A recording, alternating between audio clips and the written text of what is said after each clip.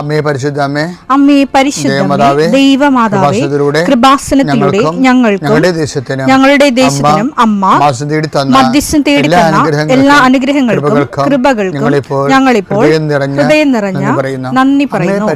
അമ്മേ പരിശുദ്ധമ്മേ ദൈവമാതാവേ, 2004 ഡിസംബർ 7 ഉച്ചകഴിഞ്ഞ് 2:30 കൃപാസനത്തിൽ സംഭവിച്ച അമ്മയുടെ പ്രത്യക്ഷപ്പെടലിനെ കുറിച്ച് തിരുസഭയ്ക്ക് സമർപ്പിച്ചിരിക്കുന്ന പഠനരേഖകളുടെ സഭാത്മകമായ പഠനം ആരംഭിക്കുവാൻ ഞങ്ങൾ പ്രാർത്ഥിക്കുന്നു. അമ്മേ പരിശുദ്ധമേ, ഭൂസ്വർലോകങ്ങളുടെ രാജ്ഞിയായ അങ്ങേയ്ക്ക് ഭൗമസംരക്ഷണത്തിനായി പ്രപഞ്ചപ്രകൃതിയെ തന്നെ തിരുസഭ പ്രതിഷ്ഠിക്കുവാൻ ഈ പ്രത്യക്ഷീകരണം വഴി ഇടയാക്കണമേ. പരിശുദ്ധമേ, ജപമാല മാതാവേ, സകല കൃപാസനം പ്രാർത്ഥനയോടും ചേർത്ത് ഞങ്ങളിപ്പോൾ പ്രാർത്ഥിക്കുന്ന ഈ കുടുംബത്തിന്റെ പ്രത്യേക നിയോഗം മക്കളെ, അമ്മയുടെ പ്രത്യക്ഷീകരണത്തിന്റെ ഈ അനുഗ്രഹവേളയിൽ ഞങ്ങൾക്ക് സാധിച്ചു തരുവാൻ കനിയണമേ.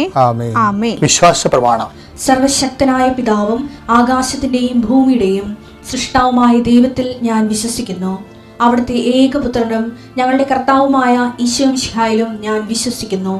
ഈ പുത്രൻ പരിശുദ്ധാത്മാവിനാൽ ഗർഭസ്ഥനായി കന്യകാമറിയത്തിൽ നിന്ന് പിറന്ന് പൊന്തിയോസ് പീലാത്തോസിന്റെ കാലത്ത് പീഡകൾ സഹിച്ച് കുരിശിൽ തറയ്ക്കപ്പെട്ട് മരിച്ച് അടക്കപ്പെട്ട് പാതാളങ്ങളിൽ ഇറങ്ങി മരിച്ചവരുടെ ഇടയിൽ നിന്ന് 3-ാം നാൾ ഉയർത്ത് സ്വർഗത്തിലേക്ക് എഴുന്നള്ളി സർവശക്തിയുള്ള പിതാവായ ദൈവത്തിന്റെ വലതുഭാഗത്തിരിക്കുന്നു.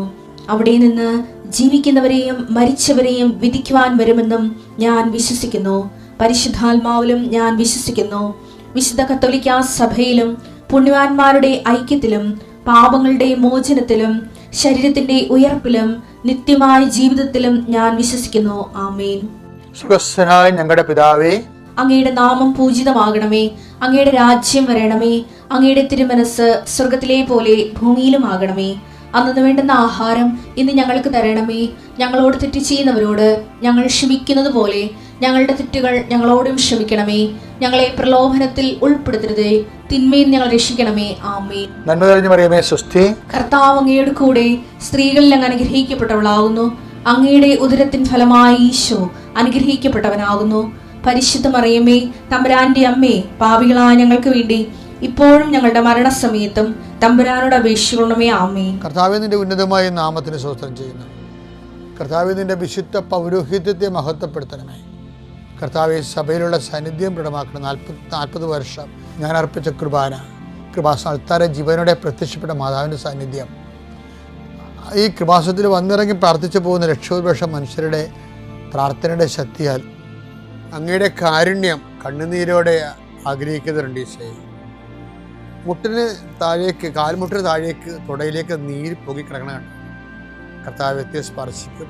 അവർക്ക് എഴുന്നേക്കാൻ പാടില്ല, ഇരിക്കണവർ. കർത്താവെ, അങ്ങനെയുള്ള എല്ലാവരും നീ സ്പർശിക്കണം. പ്രാർത്ഥിക്കണമെന്നും പ്രാർത്ഥിച്ചത് സുഖപ്പെട്ടിട്ട് ജോലി ചെയ്യണമെന്ന് ആഗ്രഹിക്കുന്ന എല്ലാവരെയും നീ സ്പർശിക്കണേ. കർത്താവെ, യാത്രയുള്ള മക്കളെ ഞാൻ ഏൽപ്പിച്ച് പ്രാർത്ഥിക്കുന്നു. കർത്താവെ, വിദേശത്തേക്ക് യാത്ര ചെയ്യുന്നവരും സ്വദേശത്തേക്ക് യാത്ര ചെയ്യുന്നവരും ജോലി സംബന്ധമായ യാത്ര ചെയ്യുന്നവരും യാത്ര മുടങ്ങിപ്പോരുണ്ട്. ഈശോയെ, കാലുകൾ ഉദച്ചും വാഹന അപകടത്തിലും മരത്തിൽ നിന്ന് വീണും പലരും ഈ ദിവസങ്ങളിൽ അവരുടെ ഫോട്ടോയും കൂടെ എൻ്റെ അടുത്ത് വന്ന് അവരെല്ലാം ഞാനിപ്പോൾ ഓർത്ത് പ്രാർത്ഥിക്കണം. ഈശോയെ,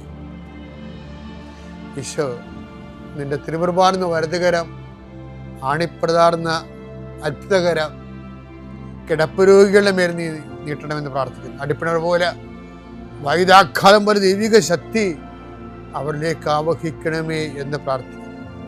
നീ പോകുന്നിടത്തെല്ലാം നിന്റെ കൂടെ ഞാനുണ്ടാകുന്ന നല്ല ചില കർത്താവേ, നിന്റെ ചൈതന്യം അവരിലേക്ക് ആവശ്യിക്കുകയും എൻ്റെ പ്രാർത്ഥനയിൽ ആശ്രയിച്ചിരുന്ന് പ്രാർത്ഥിക്കുമ്പോൾ എൻ്റെ കാര്യം അച്ഛൻ പറഞ്ഞില്ലല്ലോ എന്ന് ഓർത്ത് ഇപ്പം സങ്കടപ്പെടുന്നവരെ അവർ മനസ്സിൽ വിചാരിക്കുന്ന കാര്യത്തിന് മേലെ മാതാവിൻ്റെ മധ്യസ്ഥത്തിൽ യേശു നാമത്തിലെ വിടുതൽ ലഭിക്കട്ടെ. പിതാവും പുത്രനും പരിശുദ്ധാത്മാവിൽ നീക്കുവാമേ. എൻ്റെ പ്രിയപ്പെട്ടവരെ, നമ്മുടെ ആധ്യാത്മിക മുന്നേറ്റത്തിലെ എപ്പോഴും നമ്മൾക്ക് വരുന്നൊരു വിഷയം, ചില സമയത്ത് ചില സാഹചര്യത്തിലൂടെ കടന്നു പോകുമ്പോൾ ചിലപ്പോൾ കൃപ നമുക്ക് 0 ആയി വരും. അപ്പോൾ നിങ്ങൾക്ക് അങ്ങനെയൊക്കെ സംഭവിക്കുക. എങ്ങനെയാണ് അച്ഛനത് മനസ്സിലാക്കുന്നത് വെച്ചാൽ, അതായത് സാക്ഷ്യം വഹിക്കാൻ കരുത്തില്ലാത്ത രീതി വരുമ്പോൾ ഓർക്കണം കൃപ 0 ആയെന്ന്. കർത്താവ് പറഞ്ഞിരിക്കുന്നത് എല്ലാ അവസരങ്ങളും സാക്ഷ്യം വഹിക്കാനുള്ളതാണെന്നാണ്.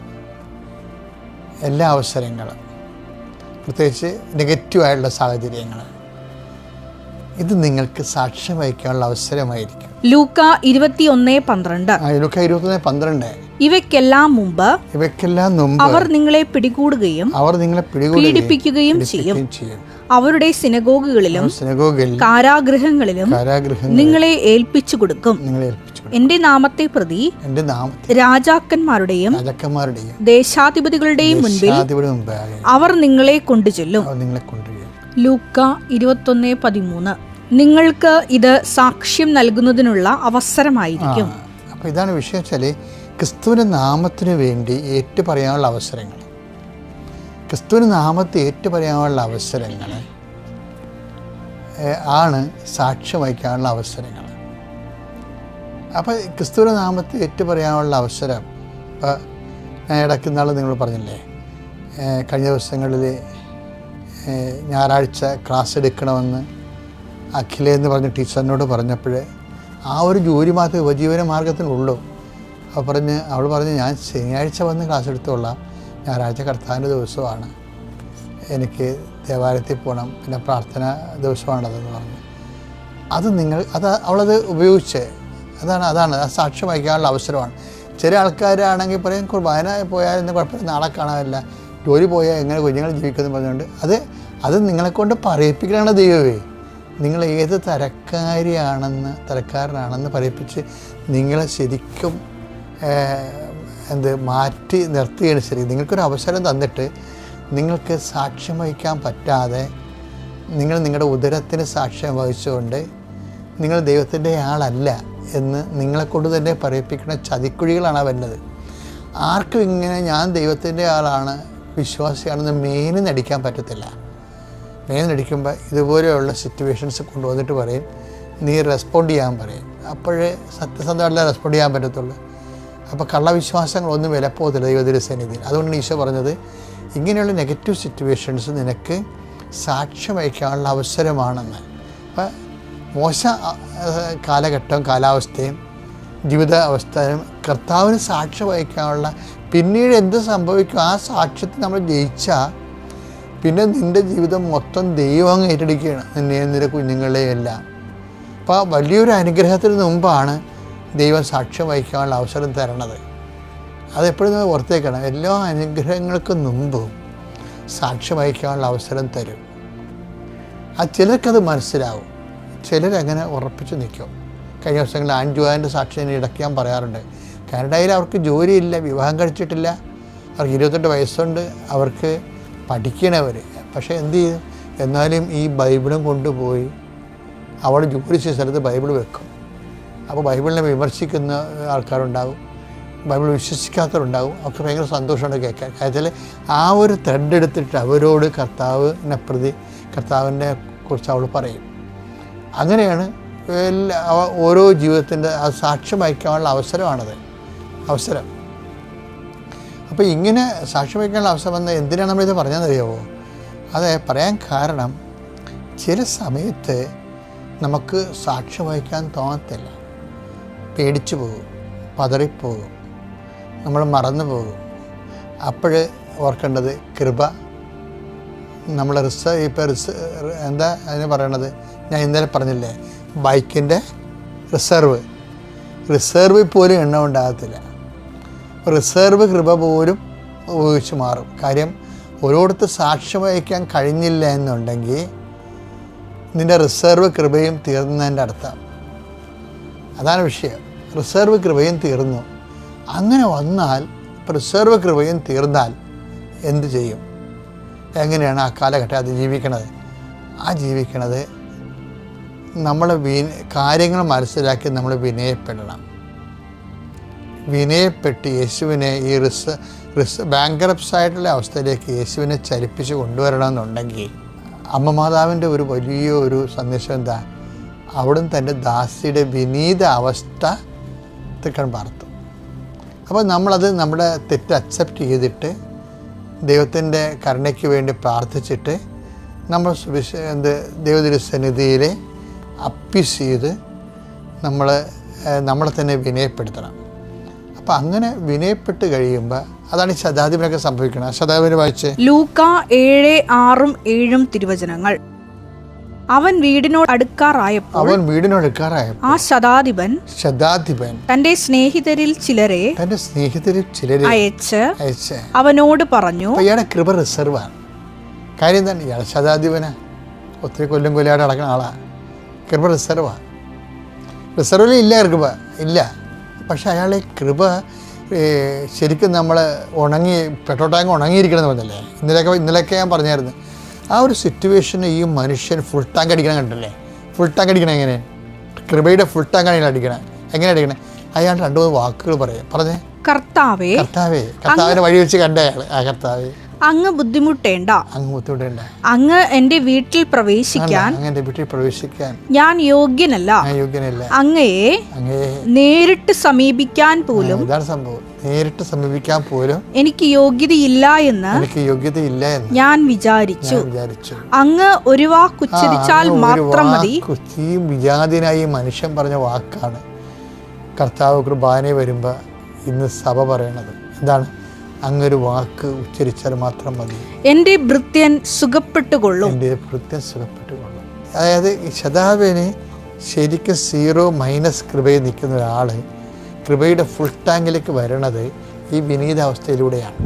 അതാണ് അമ്മ പറഞ്ഞത്, അവിടുന്ന് തൻ്റെ വിനീതാവസ്ഥ തൃക്കൺ പാർത്തു എന്നുള്ളതാണ്.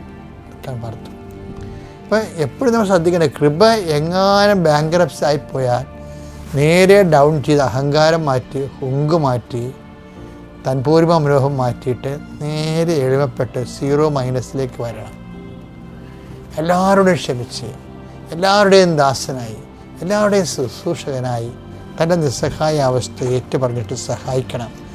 ഞാൻ സാക്ഷ്യം വഹിക്കാൻ തയ്യാറാണ് എന്ന് പറയണനാണ് എന്ന് പറയണത്. വെറുതെ എളിമപ്പെട്ടിട്ട് കാര്യമില്ല.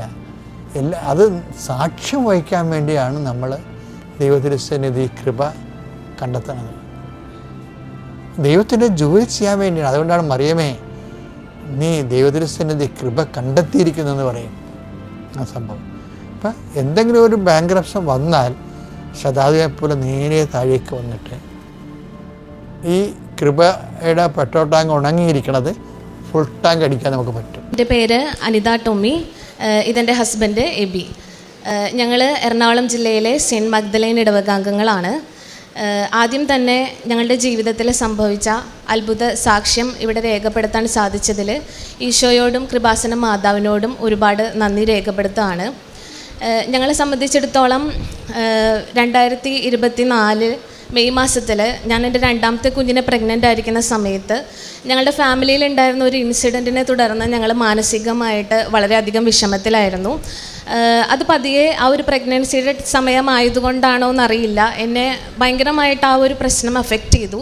അതിൽ ഇൻവോൾവ് ആയ 1-2 വ്യക്തികളോട് എനിക്ക് ഭയങ്കരമായ ഒരു ദേഷ്യം എൻ്റെ ഉള്ളിൽ വളർന്നുകൊണ്ടിരുന്നു. എൻ്റെ ഡെയിലി ലൈഫിനെ തന്നെ അത് ബാധിച്ചു. ഞങ്ങളുടെ ജീവിതത്തിനെ നല്ല രീതിയിൽ അത് ഭയങ്കര സ്ട്രെസ്ഫുള്ളാക്കി. തുടർന്ന് ഉള്ള ഞാൻ 4.5 മാസം, 5.5 മാസം, 6.5 മാസം ഈ ഒരു പ്രഗ്നൻസി കാലയളവിലൊക്കെ എനിക്ക് ചെറിയ രീതിയിലുള്ള ബ്ലീഡിങ് സംഭവിക്കുന്നു. പക്ഷേ സ്കാൻ റിപ്പോർട്ടുകളെല്ലാം നോർമലാണ്, കുഞ്ഞിൻ്റെ അവസ്ഥകളെല്ലാം വളരെ നോർമലാണ്. എനിക്ക് തോന്നുന്നത്, ഇപ്പോഴും ഞാൻ വിശ്വസിക്കുന്നത്, എൻ്റെ മനസ്സിലുണ്ടായിരുന്ന ആ ഒരു ദേഷ്യം അല്ലെങ്കിൽ ആ ഒരു വൈരാഗ്യം ഒക്കെ ആയിരിക്കാം പലപ്പോഴും അങ്ങനെയൊക്കെ ആയിട്ട് സംഭവിച്ചത്. അങ്ങനെ ദിവസങ്ങൾ മുമ്പോട്ട് പോയി. 7-ാം മാസത്തിൽ ഞാൻ എൻ്റെ 2ാമത്തെ കുഞ്ഞിനെ പ്രസവിച്ചു. പൂർണ്ണമായിട്ടും ദൈവപരിപാലനം, ഞങ്ങളൊരു ആത്മീയ പ്രോപ്പറായിട്ടുള്ള ഒരു ആത്മീയ ജീവിതത്തിലൂടെ എല്ലാവരും സമയങ്ങളിലൊന്നും കടന്നു പോയിക്കൊണ്ടിരുന്നത്. പക്ഷേ ഈശോയ്ക്ക് മാതാവിനും ഞങ്ങളെ ഒരുപാട് ഇഷ്ടമാണ്. അവിടുന്ന് ഞങ്ങളെ ദൈവപരിപാലനയിൽ കൊണ്ട് നടക്കുന്നു എന്ന് വെളിപ്പെടുത്തുന്ന പല പല സന്ദർഭങ്ങളും ഞങ്ങളുടെ ജീവിതത്തിൽ ഞങ്ങൾ നേരിട്ട് അനുഭവിച്ചു. എൻ്റെ ഡെലിവറി സമയത്താണെങ്കിലും കുഞ്ഞിൻ്റെ ആരോഗ്യസ്ഥിതികളിലൊക്കെ ആണെങ്കിലും ഞങ്ങൾക്ക് ആ ഒരു പരിപാലനം ഫീൽ ചെയ്യുന്നുണ്ടായിരുന്നു. അങ്ങനെ 4 മാസം കടന്നുപോയി. 4 മാസത്തിന് ശേഷം ഹോസ്പിറ്റലിൽ ഒരു ഗൈന കൺസൾട്ടേഷന് വേണ്ടിയിട്ട് ഞാൻ പോയതാണ്. ഈ ഒരു സമയത്തൊക്കെ ഞാനൊരു ഡിപ്രഷൻ സ്റ്റേജിലായിരുന്നു. ഞാൻ എൻ്റെ ഡോക്ടറെ കാണാൻ പോകുന്ന സമയത്ത് ഡോക്ടർ ഒരു സിസേറിയന് വേണ്ടിയിട്ട് തിയേറ്ററിലേക്ക് പോയിരിക്കുകയാണെന്ന് പറഞ്ഞു.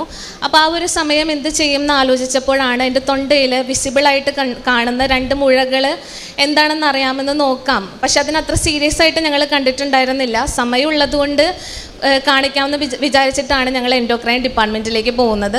അവിടെ ചെന്ന് ഏറ്റവും തിരക്ക് കുറവുള്ള ഡോക്ടർ ഏതാണെന്ന് ചോദിച്ചിട്ട് ഞങ്ങൾ വളരെ റാൻഡമായിട്ട് കൺസൾട്ടേഷന് കയറി.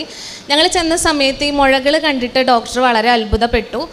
ഇതെത്ര നാളെ, എന്തുകൊണ്ട് ഇത് അഡ്രസ്സ് ചെയ്തില്ല എന്നൊക്കെയുള്ള സാറിൻ്റെ ചോദ്യങ്ങൾ ഞങ്ങളെ ഭയങ്കരമായിട്ട് വീണ്ടും ടെൻഷനിലാക്കി. ഞങ്ങൾക്കൊരു USG സ്കാൻ പറഞ്ഞു. സ്കാൻ ചെയ്ത ഡോക്ടർ FNAC ചെയ്യണം എന്ന് പറഞ്ഞു. അതായത് ഈ മുഴകളിൽ നിന്നും സാമ്പിൾ എടുത്ത് അതിൻ്റെ റിസൾട്ട് എന്താണെന്ന് ടെസ്റ്റ് ചെയ്യണം എന്ന് പറഞ്ഞു. പിന്നീടുള്ള ദിവസങ്ങളും ഞാൻ വളരെ ഡിപ്രസ്ഡ് ആയിരുന്നു. എനിക്ക് വലിയ പ്രതീക്ഷയൊന്നും ഉണ്ടായിരുന്നില്ല. ഞാൻ പ്രാർത്ഥിച്ചൊന്നുമില്ല റിസൾട്ട് നെഗറ്റീവ് ആകണേ എന്നുള്ള പ്രാർത്ഥനയൊന്നും എൻ്റെ മനസ്സിലുണ്ടായിരുന്നില്ല. വളരെ നെഗറ്റീവ് തോട്ടിലൂടെയാണ് ഞാൻ കടന്നു പോയിക്കൊണ്ടിരുന്നത്. എന്തോ കാര്യമായ കുഴപ്പമുണ്ട് എന്നുള്ള റിസൾട്ട് തന്നെ പ്രതീക്ഷിച്ചിട്ടാണ് ഞാൻ ഹോസ്പിറ്റലിലേക്ക് പോകുന്നത്. 7 ദിവസത്തിന് ശേഷം റിസൾട്ട് വന്നു. ഞാൻ പ്രതീക്ഷിച്ചതുപോലെ തന്നെ റിസൾട്ട് പോസിറ്റീവായിരുന്നു. 2 മുഴകൾ കൂടാതെ ഒരു മുഴ കൂടിയുണ്ട്. ആ കാണാതിരുന്ന മുഴയ്ക്ക് മെഡുലറി കാർസിനോമ എന്ന് പറയുന്ന ഒരു ക്യാൻസറിൻ്റെ ഒരു വകഭേദമാണെന്ന് ഡോക്ടർ നമ്മുടെ അടുത്ത് പറയാണ്. ഞങ്ങൾ വീണ്ടും വളരെയധികം വിഷമഘട്ടത്തിലായി. സാർ എന്നെ സർജിക്കൽ ഓങ്കോളജിസ്റ്റിൻ്റെ അടുത്തേക്ക് റെഫർ ചെയ്തു. ഒരു ലേഡി ഡോക്ടറായിരുന്നു. മാം എന്നെ കണ്ട സമയത്ത് തന്നെ ഹസ്ബൻഡിൻ്റെ അടുത്ത് പറഞ്ഞു, ഡെലിവറി കഴിഞ്ഞ് 4 മാസം വരെ ആയിട്ടുള്ളൂ, അതും ഒരു കോംപ്ലിക്കേറ്റഡ് പ്രഗ്നൻസി ആയിരുന്നു, ഒരു കൗൺസിലിംഗ് വൈഫിന് ആവശ്യമുണ്ടെന്ന് തോന്നുന്നു, ഞാൻ ഒരു കൗൺസിലിങ്ങിന് വേണ്ടിയിട്ട് റെഫർ ചെയ്യട്ടെ, സർജറിക്ക് മുന്നോടിയായിട്ട് മെൻ്റലി സ്റ്റേബിൾ ആവുന്നതും നന്നായിരിക്കും, പാരലലായിട്ട് സർജറിയുടെ കാര്യങ്ങളും നമുക്ക് ചെയ്യാമെന്ന് പറഞ്ഞു. അങ്ങനെ ഒരു സൈക്കോളജിസ്റ്റിൻ്റെ അടുത്തേക്ക് എന്നെ റെഫർ ചെയ്തു. സൈക്കോളജിസ്റ്റ് എന്നെ ഒരു സൈക്കാട്രി ഡോക്ടറിൻ്റെ അടുത്തേക്ക് റെഫർ ചെയ്തു. അങ്ങനെ പോസ്റ്റ്മോർട്ടം ഡിപ്രഷൻ ആണെന്ന് അവർ പറയുകയും ഒരു 2 വീക്സിലേക്ക് എനിക്ക് ഉറങ്ങാനും ഭക്ഷണം കഴിക്കാനും വിശപ്പിനൊക്കെ വേണ്ടിയിട്ട് ഒരു മെഡിസിൻ തന്നു. പാരലലായിട്ട് സർജറിയുടെ ടെസ്റ്റുകളും കാര്യങ്ങളും പ്രിയോ വർക്കപ്പുകളൊക്കെ കടന്നുപോയി.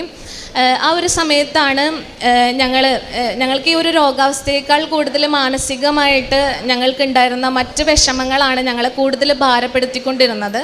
എനിക്ക് തോന്നി അതിനൊരു ആശ്വാസം വേണം, അതിനാദ്യം ഒരു ശമനം വേണം എന്നുള്ളൊരു തോന്നലുണ്ടെങ്കിലും എവിടെ ചെന്ന് ഏത് വാതിലിൽ ചെന്ന് മുട്ടണം എന്നുള്ളത് ഞങ്ങൾക്ക് കൃത്യമായൊരു ധാരണ ഉണ്ടായിരുന്നില്ല. അങ്ങനെ ഞങ്ങളുമായിട്ട് വ്യക്തിപരമായിട്ട് ബന്ധമുള്ള ഒരു ചേച്ചിയുടെ അടുത്ത്, ഹോസ്പിറ്റലിൽ തന്നെയുള്ള റീന എന്ന് പറയുന്ന ഒരു ചേച്ചിയുടെ അടുത്ത് ഞങ്ങൾ ചെന്ന് ഞങ്ങളുടെ സങ്കടം പറയാനായിട്ട് ഞങ്ങൾക്കൊരു തോന്നൽ വരികയാണ്. അങ്ങനെ ഞങ്ങൾ ചെന്ന് ചേച്ചിയെ കണ്ട് കാര്യം പറഞ്ഞു. ഏകദേശം ഒരു 3-4 വർഷത്തോളമായിട്ട് ചേച്ചിയുമായിട്ട് ഞങ്ങൾക്ക് പരിചയമുണ്ട്. ചേച്ചി പറഞ്ഞു, നിനക്കൊരു ഡിപ്രഷനും ഇല്ല, നീ ഡിപ്രഷൻ്റെ ഒരു മരുന്നും കഴിക്കേണ്ട ആവശ്യമില്ല. ഞാൻ ഇന്ന് വീട്ടിൽ നിന്ന് ഇറങ്ങിയപ്പോൾ എൻ്റെ കയ്യിലുള്ള അവസാനത്തെ കൃപാസനം പത്രം ഏറ്റവും അനുയോജ്യമായ ആൾക്ക് തന്നെ കൊടുക്കണേന്ന് പ്രാർത്ഥിച്ചിട്ടാണ് ഞാൻ വീട്ടിൽ നിന്ന് ഇറങ്ങിയത്. ആ ആൾ നീയാണ്, നീ ഒരു കാര്യം ചെയ്യണം, പറ്റുമെങ്കിൽ ഇന്ന് തന്നെ നിങ്ങൾ 2 പേരും കൃപാസനത്തിൽ പോകണം എന്ന് പറഞ്ഞു. പക്ഷെ അന്നേ ദിവസം ഞങ്ങൾക്ക് ഇവിടെ വരാൻ പറ്റിയില്ല. പക്ഷെ ഞങ്ങൾ അന്ന് ഒരുമിച്ചൊരു തീരുമാനം എടുത്തു, എത്രയും പെട്ടെന്ന് തന്നെ ഞങ്ങൾ കൃപാസനത്തിൽ വരുമെന്ന്. അങ്ങനെ ഞങ്ങൾ 2-ാം ദിവസം കൃപാസനത്തിൽ ഈ ഒരു മാതാവ് ഞങ്ങളെ കൃപാസനത്തിൽ എത്തിച്ചു. ഇവിടെ വന്ന സമയത്ത് തന്നെ ഞങ്ങൾക്ക് ഭയങ്കര ഒരു പ്രതീക്ഷയായിരുന്നു. ഞങ്ങൾ ആദ്യം അച്ഛനെ കാണാനാണ് ശ്രമിച്ചത്. പക്ഷേ എല്ലാവരും പറഞ്ഞു ഉടമ്പടി എടുക്കാതെ അച്ഛനെ കാണാൻ സാധിക്കില്ല. ഞങ്ങൾ പെട്ടെന്ന് തന്നെ ഉടമ്പടി അടുത്ത ക്ലാസ്സിന് തന്നെ കയറി. ഒരു 7-8 മാസത്തോളമായിട്ട് എൻ്റെ മനസ്സിൽ എൻ്റെ പ്രഗ്നൻസി ടൈമിലും പ്രഗ്നൻസിക്ക് ശേഷവും ഞാൻ കൊണ്ടു നടന്ന വെറുപ്പും വിദ്വേഷവും ആ ഒരു ഉടമ്പടി ക്ലാസ് അറ്റൻഡ് ചെയ്യുന്ന സമയത്ത് എന്നിൽ നിന്നും വിട്ടകലുമാണ്. ഞാൻ അവർക്ക് വേണ്ടി പ്രാർത്ഥിക്കാൻ തുടങ്ങി.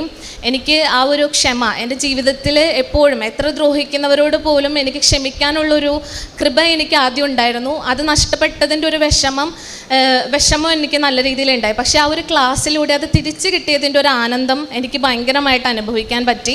ഞങ്ങൾ അവിടെ നിന്ന് നേരെ അച്ഛനെ കാണാൻ വന്നു. പെട്ടെന്ന് തന്നെ ടോക്കൺ കിട്ടി. ഞാൻ എൻ്റെ ടെസ്റ്റ് റിസൾട്ട്, എൻ്റെ തൊണ്ടയിൽ ക്യാൻസർ ആണെന്നുള്ള റിസൾട്ടുമായിട്ട് ഞാൻ ഓഫീസിൽ ചെന്നു. എനിക്ക് ടോക്കൺ കിട്ടി. ഞാൻ ഇവിടെ വന്ന് അച്ഛനെ കണ്ടു. അച്ഛൻ എൻ്റെ റിപ്പോർട്ടുകൾ ഈശോയുടെ തിരുക്കുരിശന്മേലും കൃപാസന മാതാവിൻ്റെ രൂപത്തിന്മേലും വെച്ച് പ്രാർത്ഥിച്ചു. തിരിച്ചു വന്നിട്ട് അച്ഛൻ എൻ്റെ അടുത്ത് പറഞ്ഞു സാക്ഷ്യം പറയണമെന്ന്. എനിക്കത് ഞങ്ങളുടെ ഏറ്റവും വലിയ ഒരു വിഷമം എന്ന് പറയുന്നത് ഞങ്ങളുടെ മനസ്സിലുള്ള ആ ഒരു ഭാരമായിരുന്നു. അതിന് ശേഷമാണ് ഞങ്ങളുടെ ഒരു രോഗാവസ്ഥ ഞങ്ങൾ മുന്നോട്ട് വെച്ചത്. അച്ഛൻ്റെ ആ വാക്കുകൾ തന്നൊരു പ്രതീക്ഷ വളരെ വലുതായിരുന്നു. ആ ഒരു മൊമെൻറ്റ് കൃപാസനത്തിൽ വന്ന് എൻ്റെ ഉള്ളിലുള്ള ആ വെറുപ്പും വിദ്വേഷവും ഉപേക്ഷിച്ച നിമിഷത്തിൽ തന്നെ ഞാൻ ഉറപ്പിച്ചു എനിക്കിനി ഒരു ഡിപ്രഷൻ്റെയും മരുന്ന് കഴിക്കേണ്ട ആവശ്യമില്ലാന്ന്. അങ്ങനെ എൻ്റെ പോസ്റ്റ്മോർട്ടം ഡിപ്രഷൻ്റെ ഒരു ഫോളോ അപ്പുകളും പിന്നെ ഞാൻ ഒരു സൈക്കോളജിസ്റ്റിൻ്റെ അടുത്തോ സൈക്കാട്രിസ്റ്റിൻ്റെ അടുത്തോ പിന്നീട് ഞാൻ എടുത്തിട്ടില്ല. അങ്ങനെ ഞങ്ങൾ ഉടമ്പടി എടുത്ത് ഇവിടെ നിന്ന് മടങ്ങി. പിന്നീടുള്ള എൻ്റെ ഉടമ്പടി ജീവിതത്തിൽ ഞാൻ ഏറ്റവും ആദ്യം തീരുമാനിച്ചത് നല്ലൊരു കുമ്പസാരം നടത്തുക എന്നുള്ളതായിരുന്നു. ഞാൻ എത്രയും പെട്ടെന്ന് തന്നെ വീടിൻ്റെ അടുത്തുള്ള ഒരു പള്ളിയിൽ പോയിട്ട് എനിക്ക് കുമ്പസാരിക്കണം എന്ന് പറഞ്ഞു. ഞാൻ അച്ഛൻ്റെ അടുത്ത് കുമ്പസാരിച്ചു. വളരെ നാളുകൾക്ക് ശേഷം ഞാൻ നല്ലൊരു കുമ്പസാരം നടത്തി. കുമ്പസാരത്തിൽ അച്ഛൻ എൻ്റെ അടുത്ത് പറഞ്ഞു, നിൻ്റെ വിഷമങ്ങൾ, നിൻ്റെ സങ്കടങ്ങൾ, നീ അനുഭവിച്ച ഒറ്റപ്പെടലുകൾ, മാറ്റി നിർത്തലുകൾ ഈശോയുടെ പീഡാനുഭവ സഹനങ്ങളോട് ചേർത്ത് വെച്ച് നീ പ്രാർത്ഥിക്കുക. ഈശോ നമുക്ക് വേണ്ടി മരിച്ചത് ഈശോ ഒരിക്കലും ഒരു വലിയ തെറ്റ് ചെയ്തതുകൊണ്ടോ ഒരു കുറ്റക്കാരനായതുകൊണ്ടോ അല്ല. അതുപോലെ ഈ മനുഷ്യരുടെ ഇടയിൽ നിനക്കുണ്ടായ അപമാനം മാറ്റാൻ അല്ലെങ്കിൽ അതിനെ നിനക്ക് ഉൾക്കൊള്ളാൻ ഈശോയുടെ പീഡാനുഭവ സഹനങ്ങളെ ചേർത്ത് പിടിച്ചാലും നിനക്ക് സാധിക്കും എന്ന് പറഞ്ഞു. അതെനിക്ക് അതായത് മനുഷ്യരുടെ സർട്ടിഫിക്കറ്റിന് വാല്യൂ കൊടുത്ത് ഞാൻ അന്ന് മുതൽ ദൈവത്തിൻ്റെ മുമ്പിലാണ് നമ്മളുടെ പ്രവൃത്തികളും പ്രാർത്ഥനകളും എപ്പോഴും വിലയിരുത്തപ്പെടേണ്ടതെന്നുള്ളൊരു തിരിച്ചറിവോടുകൂടി ആ കുമ്പസാരത്തിലൂടെ എനിക്കൊരു വലിയൊരു തിരിച്ചറിവുണ്ടായി. പിന്നീട് എൻ്റെ ഉടമ്പടി ജീവിതത്തിലെ സായാഹ്ന പ്രാർത്ഥനകൾ, പ്രഭാത പ്രാർത്ഥന അതെല്ലാം കൃത്യമായി ചെയ്തു. തൈലം പുരട്ടി ഞാൻ എല്ലാ ദിവസവും എൻ്റെ തൊണ്ടയിൽ തൈലം പുരട്ടി പ്രാർത്ഥിച്ചു. കുഞ്ഞുങ്ങളുടെ ആണെങ്കിലും ഹസ്ബൻഡിൻ്റെ ആണെങ്കിലും തൈലം ഉപയോഗിച്ച് പ്രാർത്ഥിക്കുന്നുണ്ടായിരുന്നു. അങ്ങനെ സർജറിക്ക് വേണ്ടിയിട്ട് ഒരുങ്ങി. ഫെബ്രുവരി 7-ാം തീയതി ഞങ്ങളുടെ അതായത് ഉടമ്പടി എടുത്ത് 11ാമത്തെ ദിവസം ഞങ്ങളുടെ ഈ ഒരു ഫാമിലി ഇഷ്യൂവിനെ ഞാൻ എൻ്റെ നിയോഗത്തിൽ വെച്ചിട്ടുണ്ടായിരുന്നു.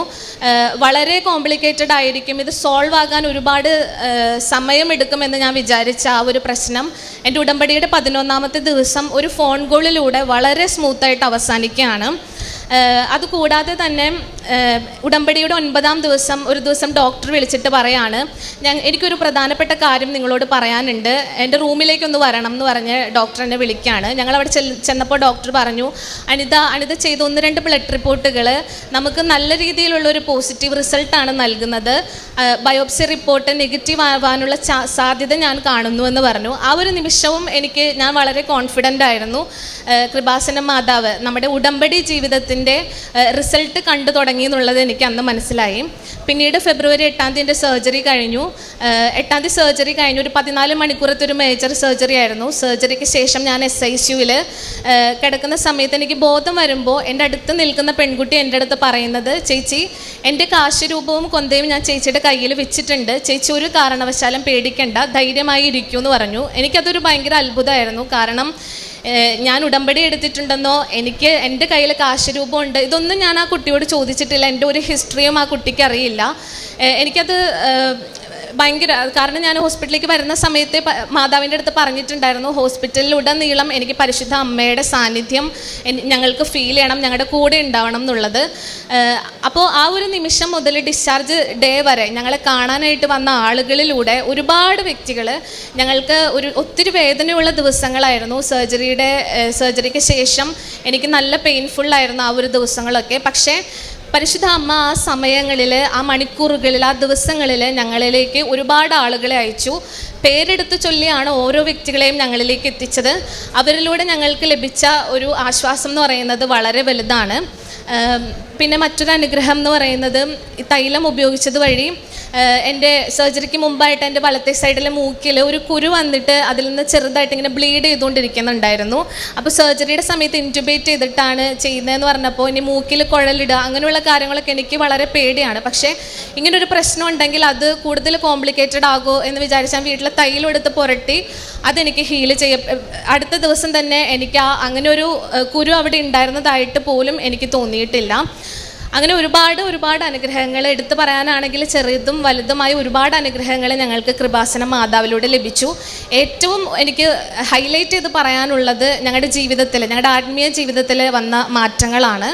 ആ ഒരു അനുഗ്രഹത്തിന് പരിശുദ്ധ അമ്മയോടും തിരുക്കുമാരനോടും ഞങ്ങൾ നന്ദി രേഖപ്പെടുത്തുന്നു.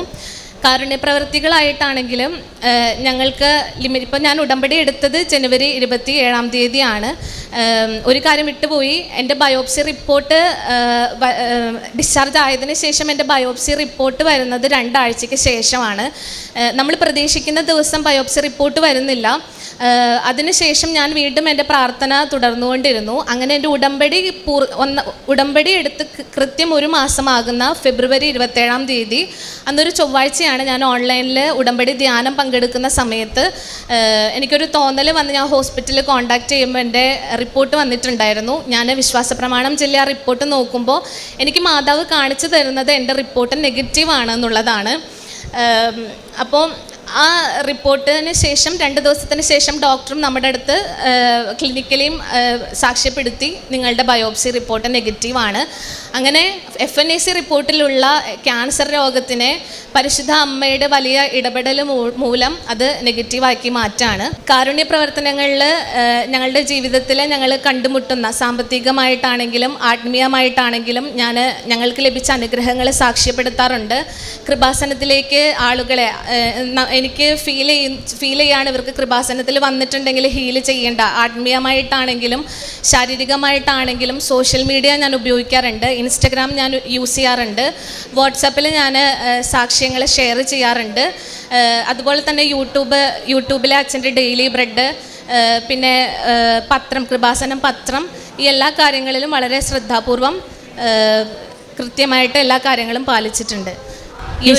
ഈ ഒരു അനുഗ്രഹം തന്ന പരിശുദ്ധ അമ്മയ്ക്കും തിരുക്കുമാരനും ഒരുപാട് നന്ദി. ഞങ്ങളെന്നും കുടുംബവുമായിട്ട് ഞങ്ങളെന്നും ഈ ഒരു സാക്ഷ്യത്തോടെ കടപ്പെട്ടിരിക്കുന്നു. യെശയ്യാ പ്രവാചകന്റെ പുസ്തകം 48 10 തിരുവചനം അരുളി ചെയ്യുന്നു: ഞാൻ നിന്നെ ശുദ്ധീകരിച്ചു, എന്നാൽ വെള്ളി പോലെയല്ല. കഷ്ടതയുടെ ചൂളയിൽ നിന്നെ ഞാൻ ശോധന ചെയ്തു. എനിക്ക് വേണ്ടി മാത്രമാണ് ഞാനിത് ചെയ്യുന്നത്. എൻ്റെ നാമം എങ്ങനെ കളങ്കിതമാകും? എൻ്റെ മഹത്വം ഞാൻ ആർക്കും നൽകുകയില്ല.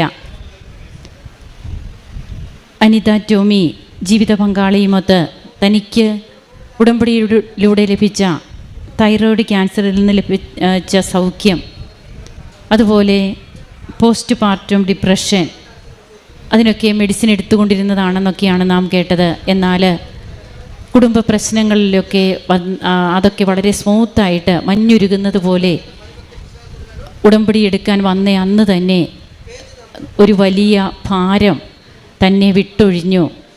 അതുമൂലമായിരുന്നു തനിക്ക് തൻ്റെ ഈ ഡിപ്രഷൻ സ്റ്റേജിലൂടെയൊക്കെ കടന്നു പോകേണ്ടി വന്നതെന്ന് ബോധ്യം വരുന്നു. പിന്നീടൊരു സൈക്യാട്രീനെ കാണാനോ ഒന്നിനും പോയിട്ടില്ല. ലോകത്തിലെ ഏറ്റവും വലിയ മനോരോഗ വിദഗ്ധനെയാണ് പിന്നീട് കണ്ടത്, യേശു ക്രിസ്തുവിനെ. അങ്ങനെ ക്രിസ്തു എങ്ങനെ തനിക്ക് സൗഖ്യം തന്നു, മരുന്നൊക്കെ പിന്നീട് താൻ മാറ്റി ഏറ്റവും സന്തോഷമുള്ള സമാധാനമുള്ള ഒരു ഹൃദയത്തോടെ ഇവിടെ നിന്ന് ഉടമ്പടി എടുത്തിട്ട് പോകുവാൻ കഴിഞ്ഞു. ഉടമ്പടി എടുത്തിട്ട് ഏകദേശം 1 മാസവും ഏതാനും ദിവസങ്ങളുമേ ആകുന്നുള്ളൂ. അപ്പോൾ തന്നെ അൾത്താരയിൽ കയറി തങ്ങൾക്ക് ലഭിച്ച അനുഭവ സാക്ഷ്യം പങ്കുവെച്ച് ദൈവത്തെ മഹത്വപ്പെടുത്തുകയാണ് ഈ കുടുംബം. അതുപോലെ തങ്ങൾക്ക് കിട്ടിയ ആത്മീയമായ ഉണർവ്, അതൊക്കെ ഉടമ്പടിയുടെ മാത്രം തനത് സ്വത്താണ്. എത്രയോ പ്രാവശ്യം എവിടെയൊക്കെയോ പോയി നമ്മുടെ ധ്യാനങ്ങളും അതുപോലെ ആത്മീയമായിട്ടുള്ള ഓരോ സോഴ്സിലൊക്കെ നമ്മൾ പോയി പങ്കുചേരുന്നു. എന്നാൽ അതൊക്കെ കുറച്ച് നാളത്തേക്ക് നമുക്കുണ്ടായിട്ടുള്ളൂ എങ്കിൽ ഉടമ്പടിയുടെ ഒരു ജീവിതം എന്ന് പറയുന്നത് അത് ബോധ്യങ്ങളാണ്. നാം തന്നെ ചെയ്യുന്ന കുറേ കാര്യങ്ങൾ ആരും നമ്മോടൊന്നും പറഞ്ഞിട്ടല്ല, എന്നാൽ അവൻ പറയുന്നത് പോലെ ചെയ്യണമെന്ന അമ്മയുടെ ആ വാക്ക് അത് ശിരസ്സായി ഏറ്റെടുത്തുകൊണ്ട് നാം കർത്താവിനോട് ചെയ്യുന്ന വാക്ക് പാലിച്ചുകൊണ്ട് നാം മുമ്പോട്ട് പോകുമ്പോഴാണ് പിന്നീട് ഈശോയെ പ്രഘോഷിക്കുന്നവരാവുക. അതുമൂലമാണ് തടസ്സങ്ങളൊക്കെ മാറുക, രോഗസൗഖ്യമുണ്ടാവുക. ഓരോന്നും അനിത ഇവിടെ വ്യക്തമായിട്ട് പറഞ്ഞു, നാം കേട്ടുകൊണ്ടിരിക്കുകയാണ്. അപ്പോൾ എനിക്ക് വേണ്ടി മാത്രം ഞാൻ നിന്നെ ശുദ്ധീകരിച്ചു എന്ന് പറഞ്ഞാണ് തിരുവചനം ഈ മകളോട് സംസാരിക്കുക.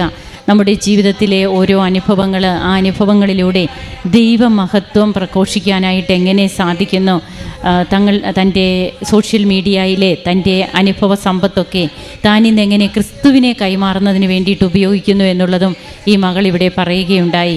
അങ്ങനെ ജീവിതത്തിൽ ഈശോയെ ആത്മാർത്ഥമായി സ്നേഹിക്കാൻ പഠിച്ച ഈ കുടുംബത്തെ ദൈവം കൂടുതൽ അനുഗ്രഹിക്കട്ടെ. കരങ്ങളടിച്ച് നമുക്ക് ഈശോയ്ക്കും അമ്മയ്ക്കും നന്ദി പറയാം.